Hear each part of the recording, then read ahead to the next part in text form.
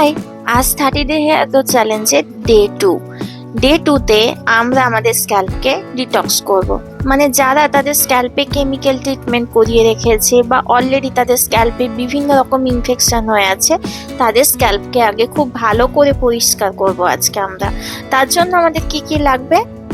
তার জন্য আমরা একটা বাটিতে অল্প পরিমাণে নিয়ে নেব বেসন। তার সঙ্গে আমরা অ্যাড করব হচ্ছে খানিকটা হলুদ। তোমরা কস্তুরি হলদি নিতে পারো, আর যদি কস্তুরি হলদি না থাকে তাহলে নর্মাল হলুদও নিতে পারো। তার সঙ্গে আমরা অ্যাড করব হাফ লেবুর রস, আর তার সঙ্গে আমরা অ্যাড করব খানিকটা জল। এই সমস্ত কিছুকে খুব ভালো করে মিশিয়ে নিয়ে কিন্তু আমরা আমাদের স্ক্যাল্পকে ডিটক্স করব। আমি আমার আগের ভিডিওগুলোতে বহুবার বলেছি, চুলে কোনো কিছু অ্যাপ্লিকেশন করার আগে কিন্তু অবশ্যই চুলকে ডিট্যাঙ্গেল করে নিতে হবে, নাহলে অ্যাপ্লিকেশন অনেক বেশি হতে পারে। আমি তাই আঙুল দিয়ে চুলের সমস্ত জটগুলো ছাড়িয়ে নিচ্ছি।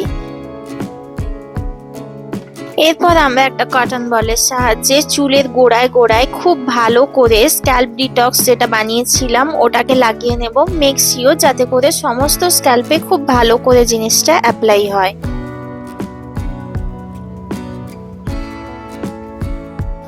এবার আমরা করব স্ক্যাল্প ম্যাসাজ। আমি নিয়েছি সিলিকন এই ম্যাসাজারটা, যেটা আমি খুব কম টাকায় অ্যামাজন থেকে কিনেছি। আর তোমাদের কাছে যদি এই জিনিসটা না থাকে তাহলে কিন্তু তোমরা তোমাদের ফিঙ্গার টিপের সাহায্যেও স্ক্যাল্পে ম্যাসাজ করতে পারো।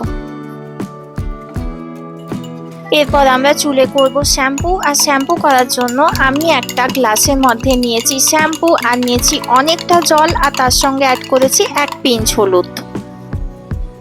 শ্যাম্পু করা হয়ে গেলে চুলটা যখন হালকা শুকনো আর হালকা ভিজে থাকবে, সেই সময় কিন্তু সিরাম অ্যাপ্লাই করতে কখনো ভুলবে না। এই সিরাম অ্যাপ্লাই করলে কিন্তু আমরা হেয়ার ব্রেকেজের প্রবলেম থেকে মুক্তি পেতে পারবো।